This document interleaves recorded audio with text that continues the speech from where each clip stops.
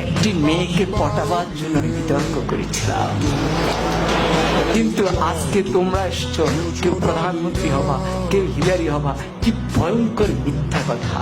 একটি মেয়ের চাহনি আমাকে যে প্রেরণা দিয়েছে, সেই প্রেরণা দিয়ে রাতে 2টা পর্যন্ত পড়েছি। এই যতবার লাগবে বলে মেয়েটি ততবার পলকে পলকে আমার দিকে তাকায়।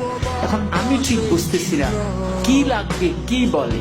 পরে আমি একটু উত্তেজিত হয়ে 4 জনকে ডাকলাম। কি সমস্যা, কি লাগবে? আপনার 4 জনে আমাকে ঘিরে দাঁড়িয়েছেন আমার জানালার সামনে। তখন বলবো তো বলে। বললো, ভাই আমরা হিরোইন বিক্রি করি, আপনাকে দেখে মনে হয় দারুণ ভাবে আপনি হিরোইন ছিলেন। ফলে যে মেয়েটির কাছে আমি এয়ারপোর্টের সামনে নায়ক হয়ে উঠলাম, আখাউড়ায় হয়ে গেলাম হিরোইন, বাকি সময় আমি আর তার দিকে ভুলও তাকাই। কিন্তু মেয়েটি ওই হিরোইন বলার পর যে মুস্কি হাসি দিয়েছে, সে হাসিটি আজও আমি ভুলিনি। আমি তোমার দ্বিধায় বাঁচি।